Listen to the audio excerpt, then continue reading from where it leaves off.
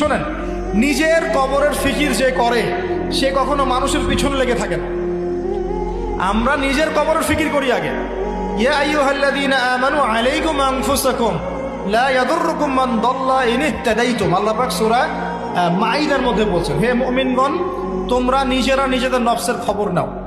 যারা পথভ্রষ্ট হয়ে যাচ্ছে ওদের পথভ্রষ্টতা তোমাদের ক্ষতি করবে না যদি তোমরা হেদায়েতের উপর থাকো। আমি কবরে যাব, আমাকে 3টা প্রশ্ন করা হবে, আমি কি উত্তর দিব? আমি কি জান্নাতের সার্টিফিকেট পেয়ে গেছি?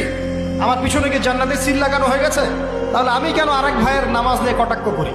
আমি কেন আরেক ভাইয়ের অমুক নিয়ে কটাক্ষ করি, অমুক মাদ্রাসা নিয়ে কটাক্ষ করি, অমুক ব্যক্তিত্বকে নিয়ে কটাক্ষ করি, অমুক আলেমকে নিয়ে কটাক্ষ? কেন আমি করতে যাবো কেন? এমন তো হতে পারে সে ব্যক্তি আমার আগে জান্নাতে চলে গেছে, আমি পরে গেছি পিছনে, হতে পারে না? হতে পারে কি না? এমন তো হতে পারে আমি সবার শেষে জান্নাতে যাচ্ছি খুঁড়ায় খুঁড়ায়, আর এই মানুষগুলো আমার আগেই জান্নাতে সব চলে গেছে, হতে পারে কি না? এই যে ইবলিসি স্বভাব একটা চলে আসছে, নিজেকে বড় মনে করা, অন্যকে ছোট মনে করা। এই কাজ করতে গিয়ে আমরা কিন্তু ঐক্য নষ্ট করে ফেলছি। প্রিয় ভাইরা, সমালোচনার সংস্কৃতি বন্ধ করে ভালোর চর্চা করুন, হৃদ্যতা বাড়ান, আমল বাড়িয়ে দেন, নিজের কবরের ফিকির করি, নিজের কবরের ফিকির করি।